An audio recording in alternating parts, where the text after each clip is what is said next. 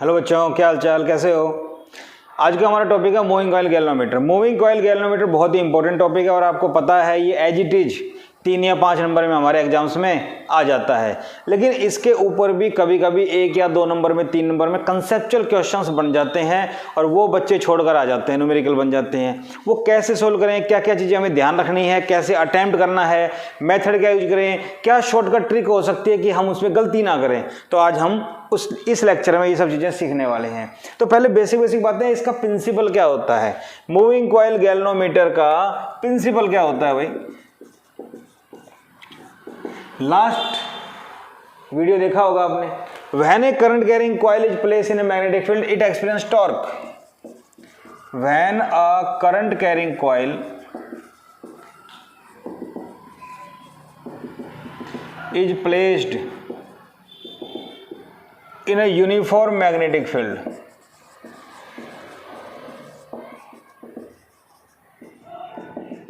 it experience force। सही है? नहीं, टॉर्क। नेट फोर्स तो 0 होता है, याद रखो इस चीज को। जब एक करंट कैरिंग कॉइल को मैग्नेटिक फील्ड में रखेंगे, मतलब जब एक कॉइल जिसमें करंट फ्लो कर रहा है उसको मैग्नेटिक फील्ड में रखेंगे, उसके ऊपर टॉर्क आएगा। नॉर्मली मेरे जैसा एक साधारण सा बच्चा सोचे क्यों आया भाई, क्यों आया करंट। तो आपको मैंने कल भी बताया था लास्ट लेक्चर में, अगर एक वायर में करंट फ्लो करता है तो उस वायर के अराउंड मैग्नेटिक फील्ड आता है। ओस्टर ने बताया था सबसे पहले। तो इस कॉइल में खुद का मैग्नेटिक फील्ड आएगा और जब इसको किसी मैग्नेटिक फील्ड में रखेंगे तो दोनों मैग्नेटिक फील्ड आपस में टकराएंगे और टकराने से कुछ ना कुछ गड़बड़ होगी। और वो गड़बड़ क्या है? फोर्स। और वो फोर्स को घुमाता है, इसको क्या बोलते हैं? टॉर्क। फीलिंग आई थोड़ी थोड़ी? ठीक है। अब ये मेरे पास करंट कैरिंग कॉइल बानी थी, इसी को लेकर चलते हैं हम। मेरी बात समझ रहे हो? एरिया वेक्टर था, मैग्नेटिक फील्ड थी, theta angle. Moving coil galvanometer में शेप अलग लेके चलते हैं, लेकिन जस्ट फील करवा रहा हूं आपको। करंट था इसके अंदर। अब मूविंग कॉइल गैल्वेनोमीटर में कुछ कंडीशन मान के चलते हैं। क्या? टॉर्क मैक्सिमम होना चाहिए भाई। टॉर्क मैक्सिमम के लिए टॉर्क का फॉर्मूला क्या था? NIBA sine theta, theta 90, torque maximum. Torque कितना हो गया? NIBA। याद आया कुछ? कोई डेरिवेशन नहीं कर रहा, समझाने के लिए बता रहा हूं। Torque maximum. अब जब टॉर्क मैक्सिमम था तो क्या था? मैग्नेटिक फील्ड कॉइल के प्लेन के parallel, B is parallel to plane of coil. Magnetic field coil के प्लेन के पैरेलल है तो टॉर्क मैक्सिमम मिलेगा। और मैं चाहता हूं कि मूविंग कॉइल गैल्वेनोमीटर में, जनरली गैल्वेनोमीटर होता क्या है? गैल्वेनोमीटर एक डिवाइस होता है जो करंट को डिटेक्ट करता है किसी सर्किट में। किसी सर्किट में करंट है या नहीं उसका पता लगाने के लिए वहां पे गैल्वेनोमीटर लगा देते हैं। अगर इसके अंदर निडल हिलेगी तो करंट है, नहीं तो नहीं है। बात समझ में आ गई? तो हम चाहते हैं टॉर्क हमेशा मैक्सिमम मिले। तो टॉर्क हमेशा मैक्सिमम मिलेगा तो क्या होगा? मैग्नेटिक फील्ड कॉइल के प्लेन के पैरेलल। और मैं चाहता हूं ये हमेशा ही पैरेलल रहे, हमेशा ही पैरेलल रहे। इसके लिए कुछ कंडीशंस लगानी होती है, उनको नाम दे दिए और वही एग्जाम्स में हमसे पूछ लेते हैं और बच्चे छोड़कर आ जाते हैं। क्या? सबसे पहली बात आती है radial magnetic field.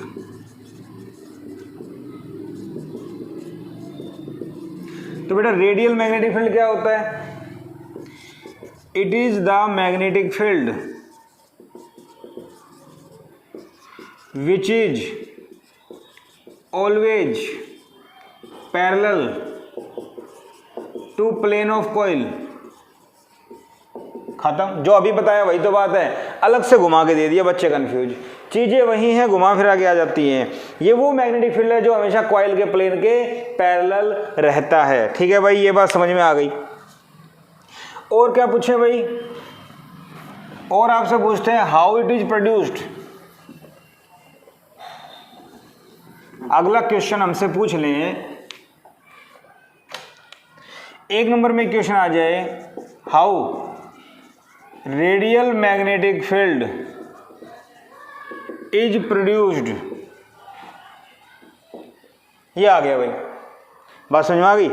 How radial field is produce. तो रेडियल फील्ड कैसे प्रोड्यूस होगा, इसके पार्ट बना लो। पहला, by placing a soft iron core in the coil. Coil के अंदर एक सॉफ्ट आयरन कोर रख देते हैं। अब आयरन आपको पता है फेरोमैग्नेटिक मटेरियल है जो मैग्नेटिक लाइंस ऑफ फोर्स को अपनी तरफ अट्रैक्ट करता है, तो सारी लाइन इसके अंदर से जाएंगी, तो हमेशा फील्ड इसके पैरेलल रहेगा कॉइल के। By making magnetic pole pieces of concave shape, याद आ रहा है कुछ? हमने दो पोल पीसीज लिए थे, नॉर्थ पोल साउथ पोल, और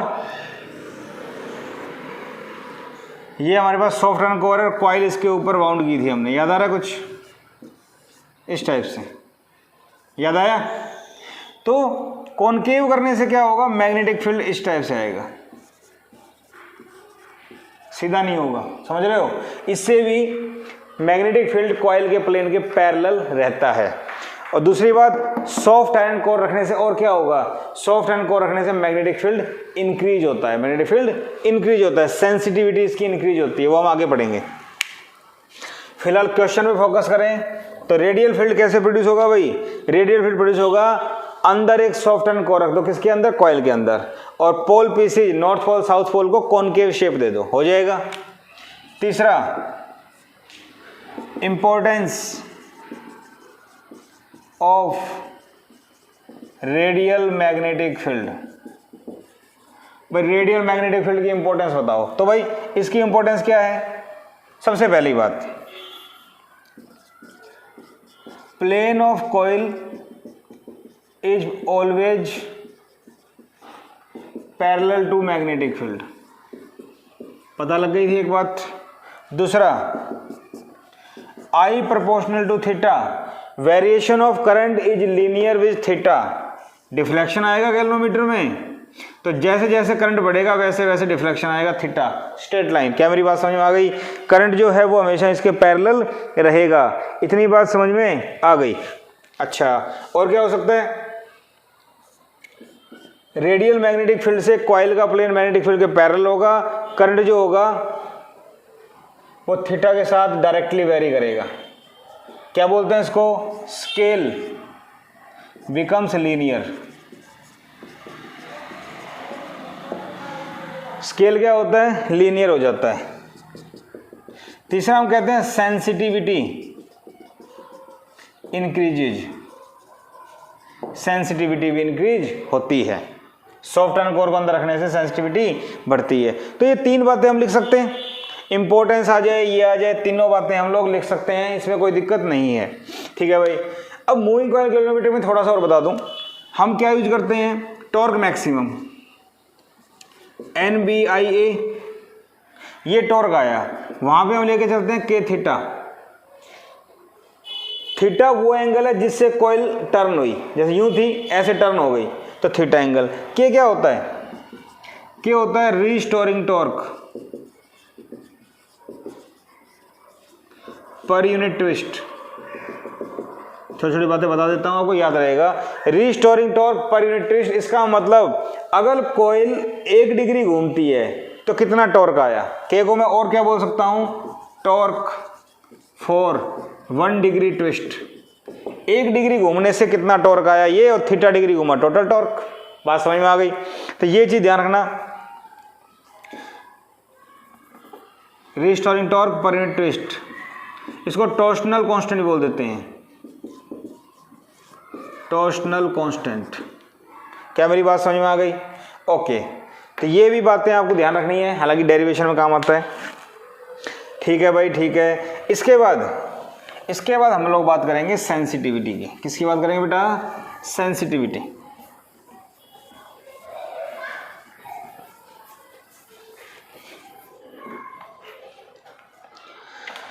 sensitivity of A galvanometer. Sensitivity का मतलब क्या हुआ?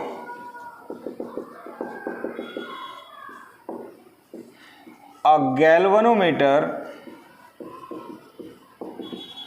is more sensitive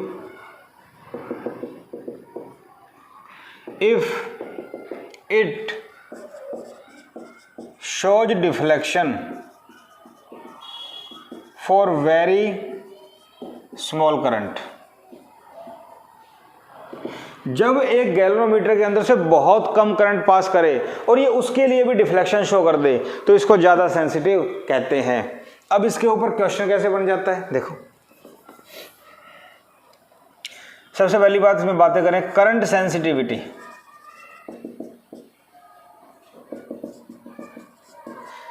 current sensitivity को IS से लिखते हैं, इसका फॉर्मूला होता है theta upon I. Current sensitivity क्या होता है, थीटा अपॉन आई। डिफाइन करें तो it is defined as deflection in galvanometer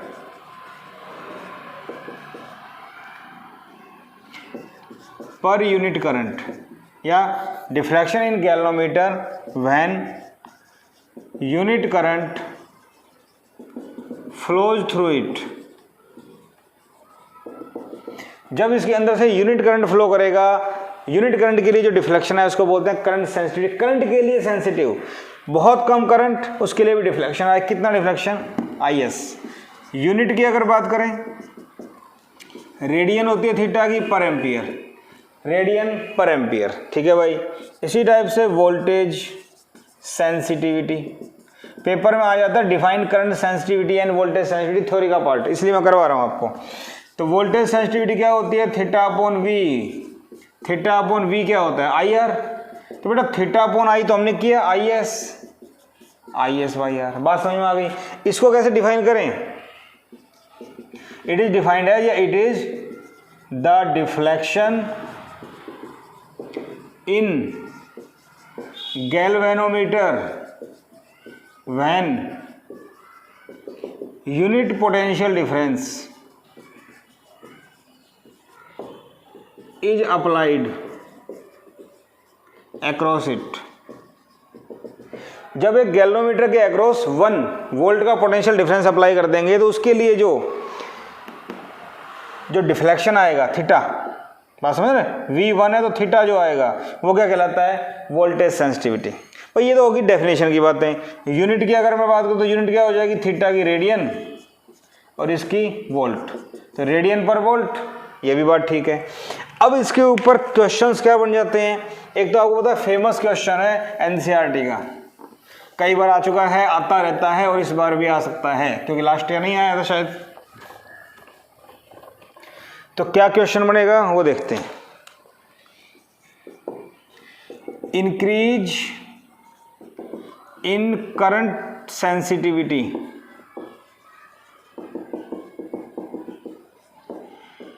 may not necessarily increase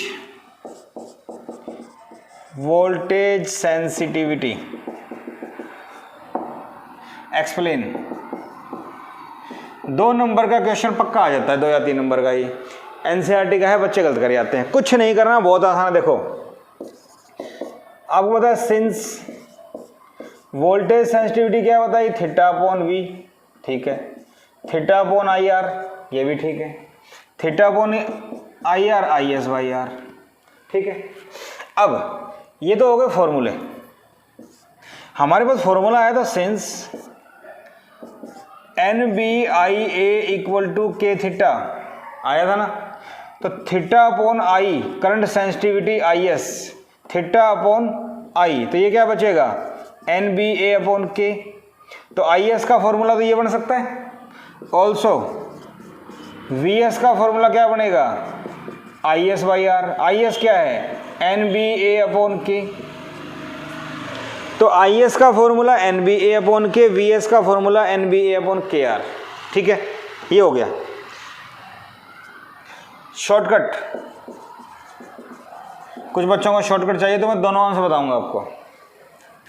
यहां देखा जाए NBA upon K, current sensitivity कब बढ़ेगी, IS कब बढ़ेगा, जब नंबर ऑफ टर्न्स बढ़े, या मैग्नेटिक फील्ड बढ़े, या एरिया बढ़े। हम एरिया को जल्दी से नहीं छेड़ते। तो अगर नंबर ऑफ टर्न्स बढ़ते हैं, कॉइल में वायर ज़्यादा होती है तो नंबर टर्न्स बढ़ेंगे तो वायर की लेंथ बढ़ेगी, वायर की लेंथ बढ़ेगी, और लेंथ बढ़ेगी तो वायर है रेजिस्टेंस भी बढ़ेगा। अरे बोलो, जब एक वायर बढ़ेगी तो उसका रेजिस्टेंस बढ़ेगा, क्योंकि एक वायर का ही रेजिस्टेंस होता है और तो किसी का होता नहीं। मान लो वायर डबल हो गई तो रेजिस्टेंस भी डबल हो गया, मे बी चेंज हो सकता है। तो अगर मैं कहूं if IS and R increase in same ratio, क्या मेरी बात समझ में आ रही है? VS क्या है? IS by R। IS और R अगर सेम रेशियो में बढ़े then VS remains unchanged. Number कोई नहीं काट सकता, 2 नंबर आपको आराम से मिलेंगे।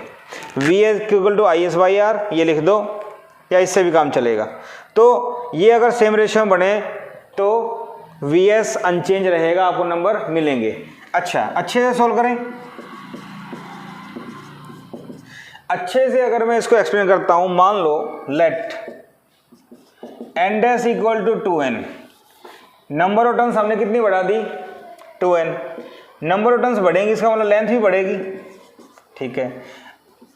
R का फॉर्मूला क्या होता है? रो L बाई ए, मेटेरियल तो एक है, एरिया सेम रखे, रेजिस्टिविटी सेम, तो लेंथ अगर डबल हुई तो रेजिस्टेंस भी डबल हो गया। अरे हाँ या ना?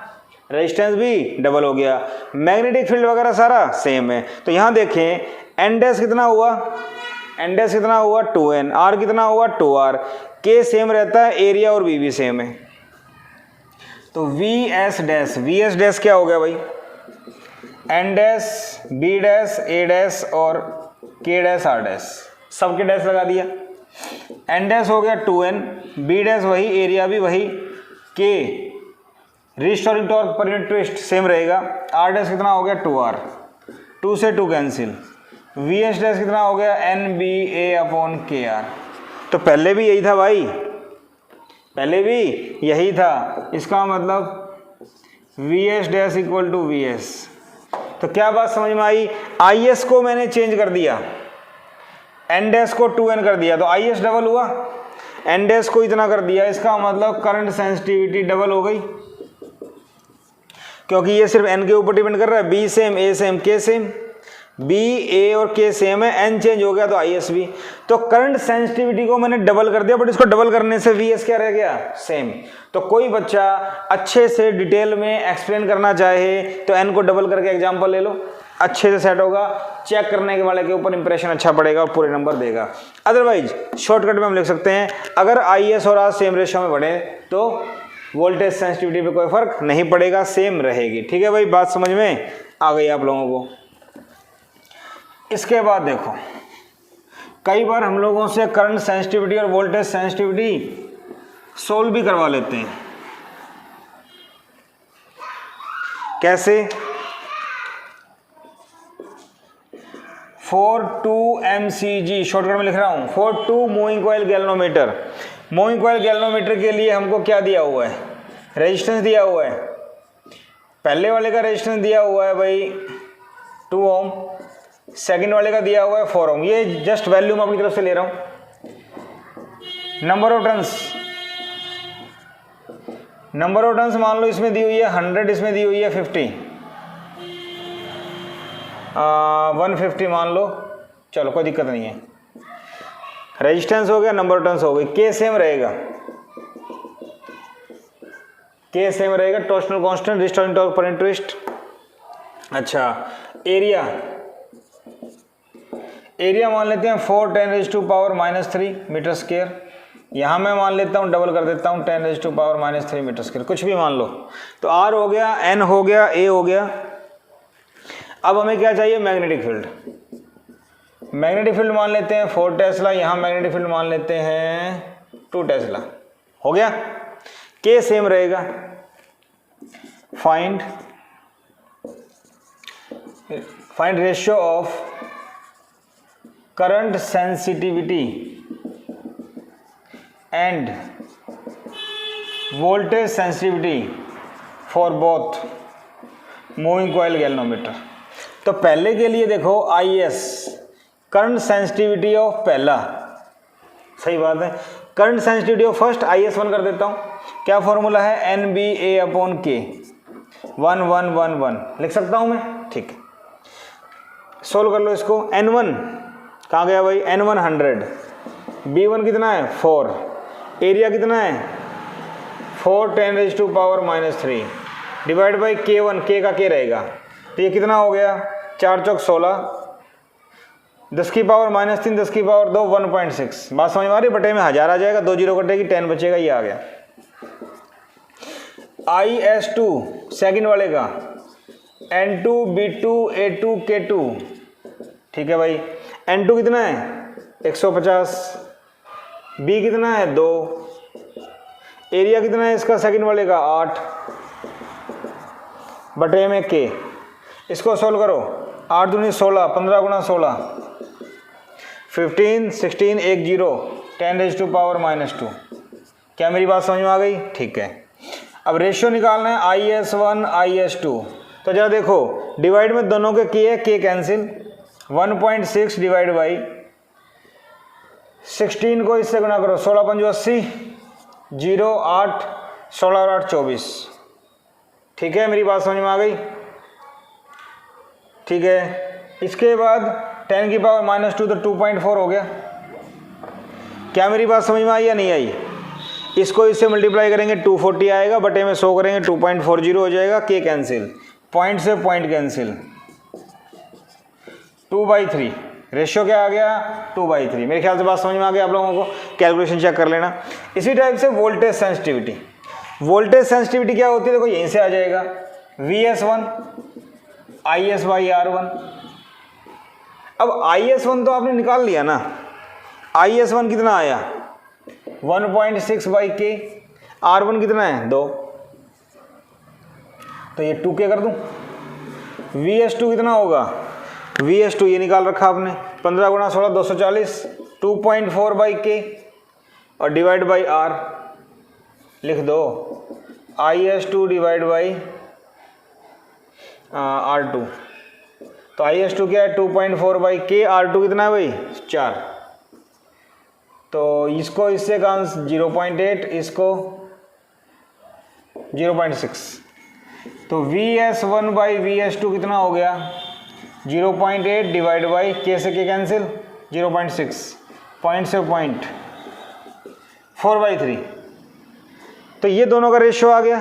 जस्ट फॉर्मूला याद होना चाहिए, हम लोग इसको सॉल्व कर सकते हैं, मेरे ख्याल से कोई परेशानी वाली बात नहीं है। ठीक है भाई, बात समझ में आ गई। ये भी मैं कर सकता हूं।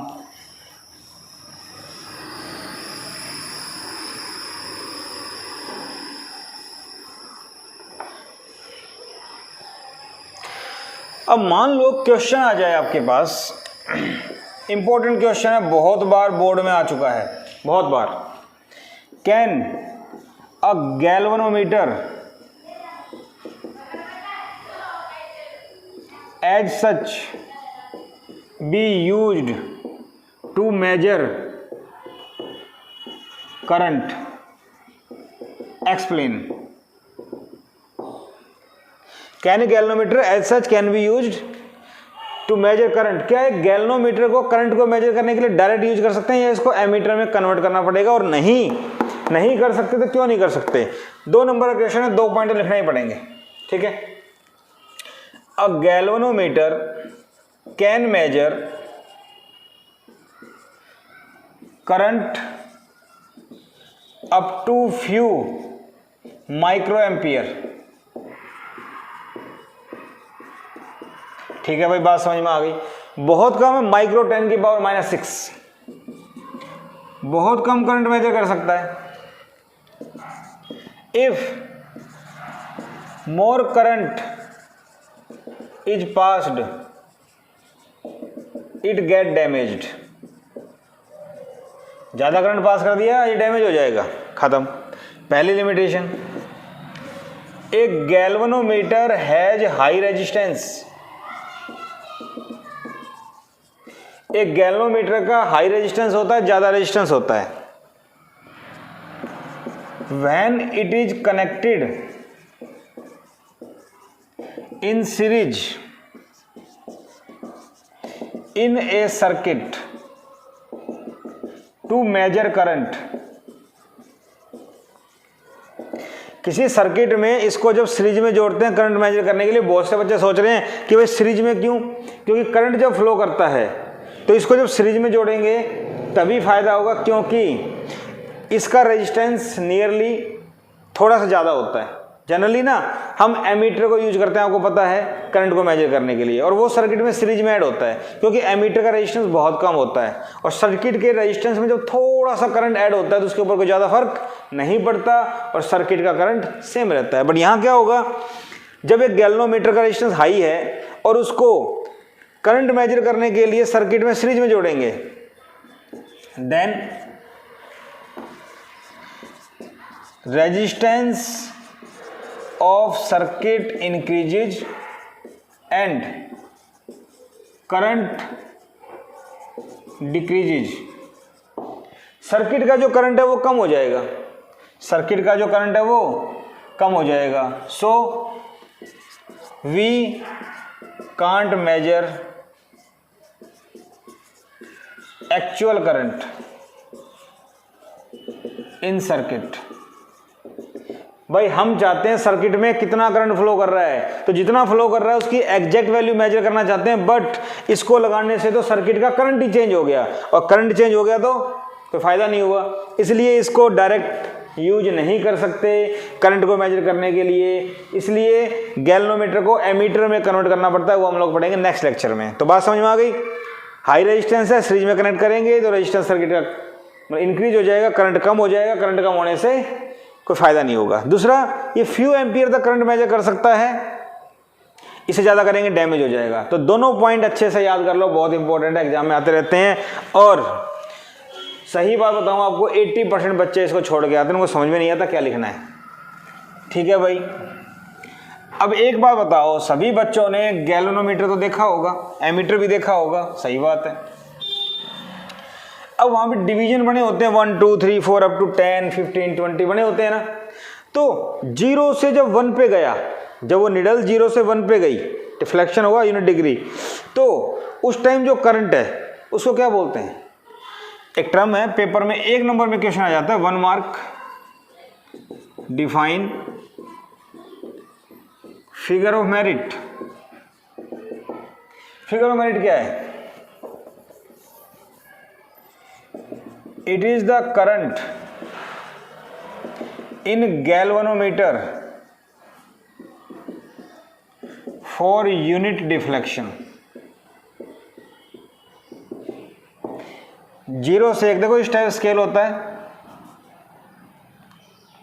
मान लो 0 1 2 ऐसे, तो यहाँ पे 5 डिवीजन है, तो एक 0.5 का, तो यहाँ से निडल, मान लो निडल यहाँ थी, यहाँ से जब ये यहाँ पहुँचेगी तो उस टाइम कितना करंट आया, मेरी बात समझ रहे हो? 1 डिग्री चेंज हुआ चाहिए, वो यहाँ से यहाँ चेंज हो जाए, 1 डिग्री चेंज होने से कितना करंट आया। तो it is the current in galvanometer for unit deflection. या 0 से यहाँ पे आ जाए, 0 पे था, 0 से यहाँ पे आ गया, तो यूनिट डिफ्लेक्शन के लिए, ये यहाँ से यहाँ तक क्या है, यूनिट डिफ्लेक्शन। तो यूनिट डिफ्लेक्शन के लिए जो करंट आया उसको क्या बोलते हैं? Figure of merit. बात समझ में आ गई? ओके। इसके बाद देखो एक बहुत अच्छा सवाल है, इंपॉर्टेंट सवाल है और बोर्ड के लिए काफी इंपॉर्टेंट आया हुआ भी है। Current sensitivity of a galvanometer is increased by 50%। Current sensitivity को 50% इंक्रीज कर दिया। And the resistance of coil is increase to twice. जो रेजिस्टेंस है वो क्या कर दिया हमने? डबल कर दिया। रेजिस्टेंस जो था वो क्या कर दिया बेटा? Double. What is the change in voltage sensitivity? Voltage sensitivity में कितना चेंज आया? तो इस सवाल में देखो, इनिशियल करंट सेंसिटिविटी क्या होती है? NBA/K। फॉर्मूला आपको पता है। वोल्टेज सेंसिटिविटी क्या होती है? IS/R। फॉर्मूला याद होना चाहिए, इसलिए मैं पूरा लिख रहा हूं इसको। क्या मेरी बात समझ में आ गई? ठीक है। नई कंडीशन, करंट सेंसिटिविटी कितनी बढ़ा दी? 50%। तो क्या मैं ऐसे लिखूं? समझ रहे हो? ठीक है। IS कितना हो गया? ये कितना होता है 50/100 1/2, 1 जमा में 1/2 3/2 मतलब 1.5। नया रेजिस्टेंस कितना हो गया R, पुराना रेजिस्टेंस क्या था R, सॉरी नया रेजिस्टेंस क्या कर दिया हमने डबल। इतनी बात समझ में आ गई। तो VS डैश क्या होगा यहाँ पे IS dash by R dash, IS dash कितना हो गया भाई 3/2 IS, R डैश कितना हो गया 2R। तो बेटा VS डैश कितना हुआ 3/4 IS by R, VS dash 3/4 IS, अरे IS बाई R क्या होता है VS। तो नई वोल्टेज सेंसिटिविटी 3/4 हो गई VS से, अरे हाँ या ना।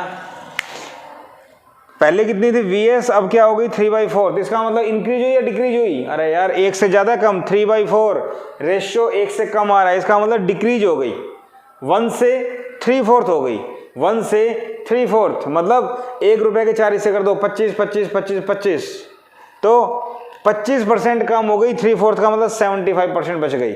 100% थी 75% बच गई, 25% डिक्रीज हो गई। मेरी बात समझ में आ रही है। फ्रैक्शनल चेंज, बड़ी द चेंज तो ये आ गया। अगर कोई आपसे पूछे फ्रैक्शनल चेंज बताओ या परसेंटेज चेंज बताओ तो क्या करें, देखो परसेंटेज डिक्रीज, तो ये क्या आएगा इनिशियल VS था बाद में डिक्रीज हो गया VS। चेंज तो पता है कैसे निकालते हैं, डिफरेंस बटे ओरिजिनल वैल्यू गुना 100।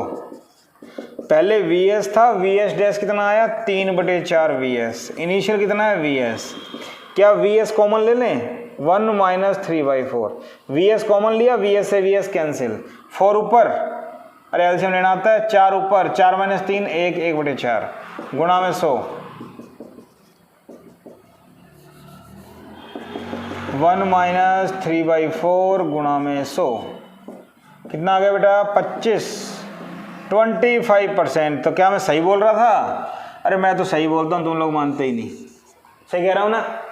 तो देखो इधर 100% था, डिक्रीज हो गया कितना 25%, कितना बच गया 75%। बहुत अच्छा सवाल है, आ सकता है CBSE में, क्योंकि आपको पता है CBSE धीरे धीरे कंसेप्चुअल क्वेश्चंस का लेवल बढ़ाता जा रहा है, रट्टा मारने वाला बच्चा कभी पास नहीं हो सकता। तो अपने को इम्प्रूव करो, चीज़ों को समझो कैसे करना है। वीडियो का फायदा ये होता है, एक वीडियो को बार बार रिपीट कर सकते हो, लेकिन क्लास में टीचर ने लेक्चर दे दिया तो वो दोबारा नहीं पढ़ाएगा उसी को एज इट इज, लेकिन यहाँ पे आप बार बार देख सकते हो, समझ गए।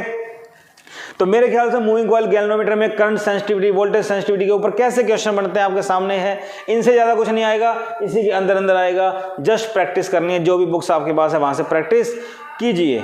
तो उम्मीद है आपको लेक्चर पसंद आया होगा। तो वीडियो को लाइक कीजिए, शेयर कीजिए, सब्सक्राइब कीजिए, और अगर सब्सक्राइब नहीं किया है तो कर दीजिए और अपने फ्रेंड से भी करवाइए। Thank you.